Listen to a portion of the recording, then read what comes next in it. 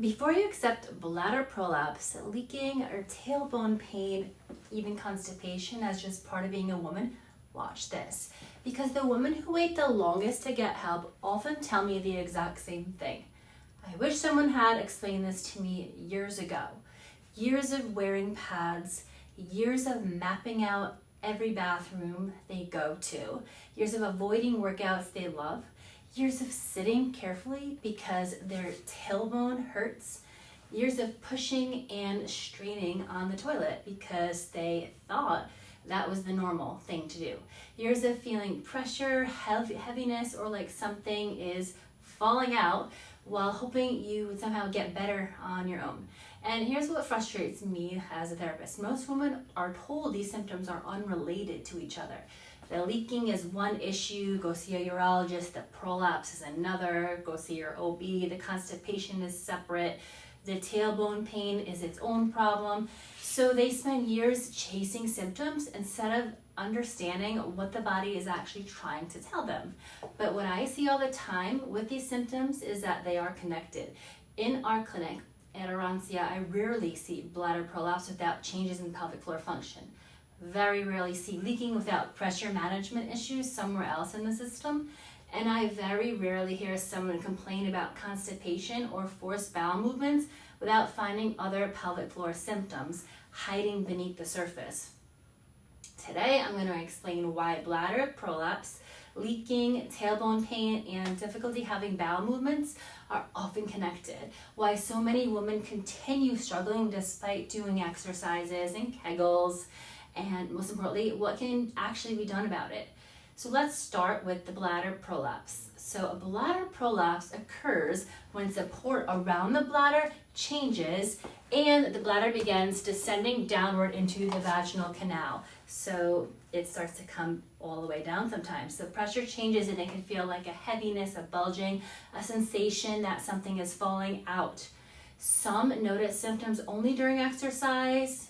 Others notice them after a long day of standing, sometimes at work. Some women tell me they feel perfectly fine in the morning, and then at the end of the day, it significantly gets worse. And naturally, most people assume this is automatically their pelvic floor weakness, right? But weakness is not always, often rarely, the whole story. In fact, one of the most surprising things many women learn during an evaluation, a head-to-toe assessment here, is that pelvic floor is extremely taut.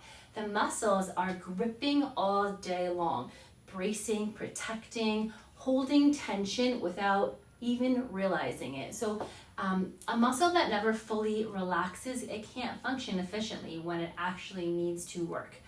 Think about trying to jump while already halfway through a squat. You just lose your power. The same thing can happen with the pelvic floor. This is one of the reasons that women continue leaking despite doing hundreds of, even thousands of Kegels, I've heard. So because strengthening a system that is already stuck in tension often doesn't address the root cause, it just makes more tension. So let's talk now about leaking. Many women are told leaking is simply happening after having a baby or getting older. While in reality, childbirth and aging can absolutely contribute and influence the pelvic floor, leaking is not something your body was designed to do. It is information for you. It's a clue. Your body is telling you that pressure isn't being managed efficiently somewhere in your system. Every time you cough, sneeze, laugh, lift, run, jump, or exercise, pressure moves through your body. Ideally, the pressure is distributed effectively. However, when breathing mechanics, abdominal pressure management, posture, pelvic floor coordination, sometimes scar tissue, tension patterns, or movement strategies become disrupted, symptoms can appear. So your bladder doesn't live in a world all by itself.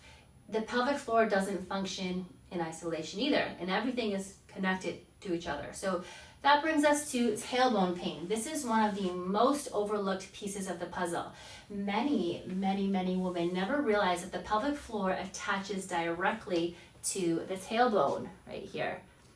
If the tailbone lacks mobility because of a fall, childbirth, prolonged sitting, or years of compensation, it can influence the pelvic floor tension and function. So like an overactive pelvic floor can create increased tension around the tailbone. This is why so many women tell me my tailbone hurts when I sit, or after a bowel movement, or I can't sit through my kid's soccer game, or I dread long car rides.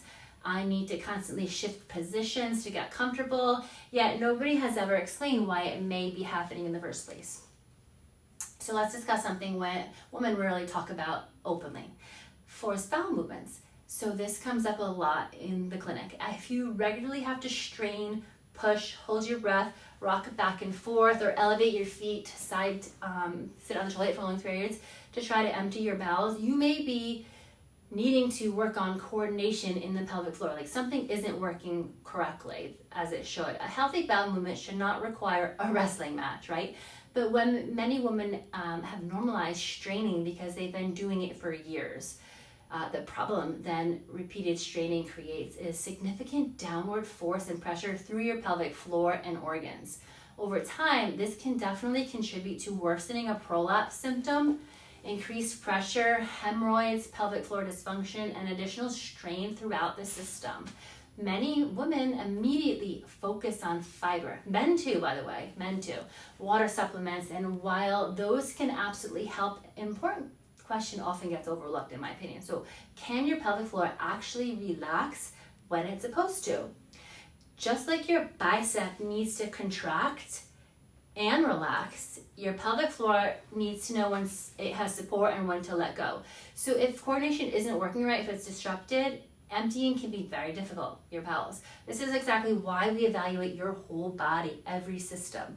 At our clinic, we don't just ask where it hurts, like that's cookie cutter, traditional insurance-based PT. We want to know how it all interacts together, because your bladder does not function in isolation. Neither does your pelvic floor, neither does your tailbone, and your body is one connected system from head to toe. And one of the biggest messages I just want you to take away from this little video is these symptoms may be common, however they are not at all normal. Your body is communicating with you, trying to clue you in and sound the alarms to question whether someone is talking and taking the time to listen. If you're experiencing bladder prolapse, leaking, tailbone pain, constipation, pelvic pressure or heaviness, difficulty emptying your bowels, there may be more options available than you've been led to believe.